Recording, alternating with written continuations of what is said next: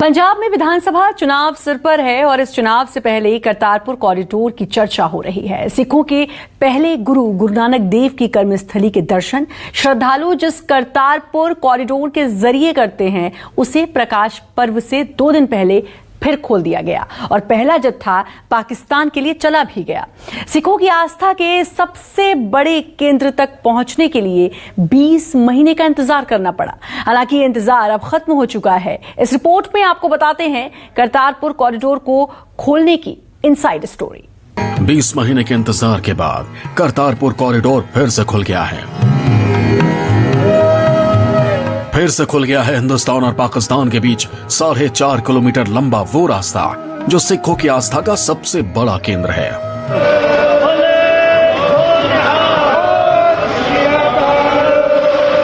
फिर से तय होने लगी है भारत से पाकिस्तान के उस गुरुद्वारे की दूरी जहां गुरु नानक देव ने अपने जीवन के अंतिम समय तक वास किया था।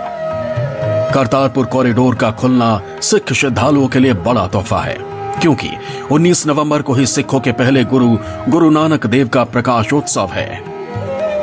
करतारपुर कॉरिडोर 16 मार्च 2020 को बंद कर दिया गया था।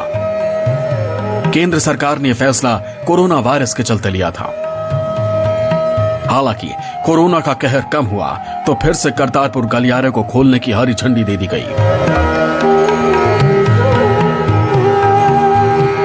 करतारपुर साहब कॉरिडोर या करतारपुर साहब का दर्शन और अरदास हर सिख समाज के भाई बहन का एक तमन्ना होती है और कोविड पीरियड में उसमें ज़रूर कुछ रुकावट आई। उससे पहले भी करतारपुर कॉरिडोर के लिए मोदी जी की सरकार ने जिस मजबूती के साथ विपरीत परिस्थितियों में भी काम किया और खोला, ये सब लोग जानते हैं। और एक बार फिर खुला है और मैं इसके लिए बहुत ही खुश है। मेरे अंदर खुशी भी है और मैं मुबारकबाद भी देता हूं प्रधानमंत्री नरेंद्र मोदी जी की। कॉरिडोर खुलते ही सिख श्रद्धालुओं का पहला जत्था पाकिस्तान के नरोवाल की ओर रवाना हो गया। इस जत्थे में 855 श्रद्धालु थे।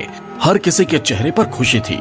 अभी हम लोग मतलब कि आगे गुरु नानक देव जी के घर में माथा टेकने के लिए जाएं तो उनके लिए बहुत बड़ी ये बात है, खुशी की लहर है कि ये दोबारा खुल गया है। काफ़ी संगत जो इंतजार कर रही थी और उसके बंद होने के बावजूद भी संगत आती थी, लेकिन वो जा नहीं पाती थी उस बार, इसलिए वो वहीं जो बना हुआ स्थल बना हुआ है उसी से दर्शन दूरबीन से करती थी।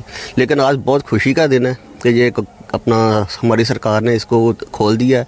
ये तो हम बहुत उम्मीद से बैठे थे मोदी गवर्नमेंट से कि ये जो है ये करतारपुर कॉरिडोर है जल्द से जल्द खोले, क्योंकि बहुत जो संगत है वो यही काफ़ी देर से अरदास पे अरदास कर रही थी कि ये जो कॉरिडोर है खुल जाए और यहाँ पे एक बार फिर हमारे यहाँ पे रौनक है वो लग जाए।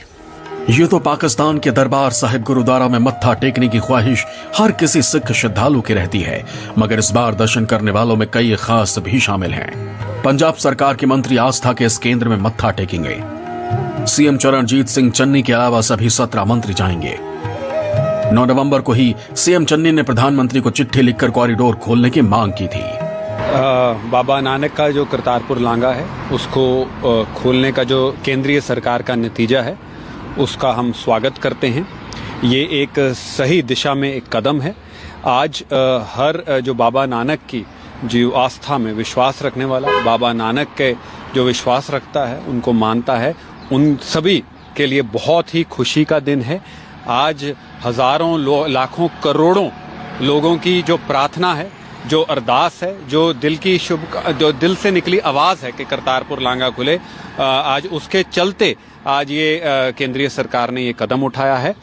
करतारपुर कॉरिडोर न सिर्फ आस्था बल्कि सियासी मायने भी रखता है। यही वजह है कि आम आदमी पार्टी भी करतारपुर कॉरिडोर खुलने का स्वागत कर रही है। खबर यही है कि पंजाब में आम आदमी पार्टी के नेता भगवंत मान के नेतृत्व में एक दल 19 नवंबर को करतारपुर जाकर दर्शन करेगा। इस बार करतारपुर के दर्शन के लिए कुछ नियम जरूरी किए गए हैं। वही श्रद्धालु पाकिस्तान जा सकते हैं जिन्होंने कोरोना वैक्सीन की दोनों डोज ली है। नेगेटिव RT-PCR रिपोर्ट और कोविड टीकाकरण सर्टिफिकेट जरूरी है। तापमान चेक करवाने के साथ साथ सैनिटाइजेशन प्रक्रिया से गुजरना होगा।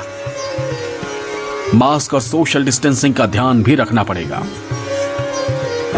करतारपुर साहब पाकिस्तान जिन्हें अपने ਗੁਰੂ ਨਾਨਕ ਦੇਵ ਜੀ ਦੇ ਨਾਲ ਸੰਬੰਧਿਤ ਸਥਾਨ ਹਨ, ਸਾਰੇ ਸਥਾਨਾਂ ਤੇ ਜਾ ਰਹੇ ਹਾਂ ਜੀ। ਕਿੰਨੀ ਜੀ? ਬਹੁਤ ਜ਼ਿਆਦਾ ਉਤਸ਼ਾਹ ਹੈ ਜੀ, ਬੜੀ ਮੁਸ਼ਕਿਲ ਨਾਲ ਵੀਜ਼ਾ ਮਿਲਦਾ, ਬਹੁਤ ਜ਼ਿਆਦਾ ਖੁਸ਼ੀ ਹੈ ਜੀ। ਅਸੀਂ ਗੁਰੂ ਨਾਨਕ ਸਾਹਿਬ ਜੀ ਦਾ ਪ੍ਰਕਾਸ਼ ਪੁਰਬ ਮਨਾਉਣ ਜਾ ਰਹੇ ਹਾਂ ਤੇ 552ਵਾਂ ਪ੍ਰਕਾਸ਼ ਦਿਹਾੜਾ ਜਿਹੜਾ ਗੁਰੂ ਸਾਹਿਬ ਦਾ ਉਹ ਮਨਾਉਣ ਜਾ ਰਹੇ ਹਾਂ। करतारपुर कॉरिडोर करीब 4.5 किलोमीटर लंबा है। इस कॉरिडोर के बनने से उन सिख श्रद्धालुओं की मुश्किलें दूर हुई थीं, जिन्हें पहले लंबा रास्ता तय करना पड़ता था। प्रधानमंत्री नरेंद्र मोदी ने नवंबर 2019 में इस कॉरिडोर का उद्घाटन किया था। जिस पवित्र धरती पर आकर मैं धन्यता का अनुभव कर रहा हूं, ये मेरा सौभाग्य है कि मैं आज देश को करतारपुर साहिब कॉरिडोर समर्पित कर रहा हूं। जैसी अनुभूति आप सभी को कार सेवा के समय होती है, अभी इस पल मुझे भी वही भाव अनुभव होता है। मैं आप सभी को, पूरे देश को, दुनिया भर में बसे सिख भाइयों बहनों को बहुत बहुत बधाई देता हूं। एक रिपोर्ट के मुताबिक करतारपुर कॉरिडोर को जब मार्च 2020 में बंद किया गया, तब तक 59,000 श्रद्धालु इससे होते हुए पाकिस्तान के नरोवाल तक पहुंचे थे। इनमें पूर्व प्रधानमंत्री मनमोहन सिंह, केंद्रीय मंत्री हरदीप पुरी, पंजाब के पूर्व मुख्यमंत्री प्रकाश सिंह बादल और नवजोत सिंह सिद्धू भी शामिल थे। हालांकि 165 दिन तक खुले रहने के बाद इसे कोरोना के चलते बंद करना पड़ा। अब एक बार फिर उस कॉरिडोर पर रौनक बढ़ गई है। ये कॉरिडोर गुरदासपुर में डेरा बाबा नानक से पाकिस्तान के दरबार साहिब गुरुद्वारा को जोड़ता है। पंजाब में चुनावी माहौल को देखते हुए करतारपुर कॉरिडोर को फिर से खोला गया तो सबने अपने अपने तरीके से इसका स्वागत किया। बीजेपी महासचिव दुष्यंत गौतम ने पीएम मोदी से इस कॉरिडोर को खोलने को लेकर मुलाकात भी की थी।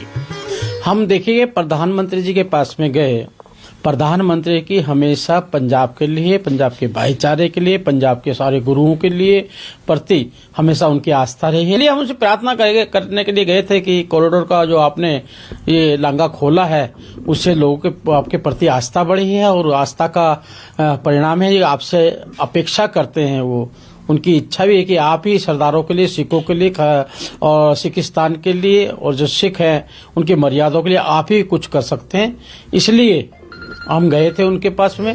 इसके बाद गृह मंत्री अमित शाह ने प्रकाश पर्व पर सिख समुदाय को बड़ा तोहफा देते हुए करतारपुर कॉरिडोर को खोलने का ऐलान किया। और फिर उसके बाद पंजाब की चन्नी कैबिनेट ने सियासी हित देखते हुए 18 नवंबर को दरबार साहिब गुरुद्वारा पहुंचने का फैसला किया। Bureau report, news 24।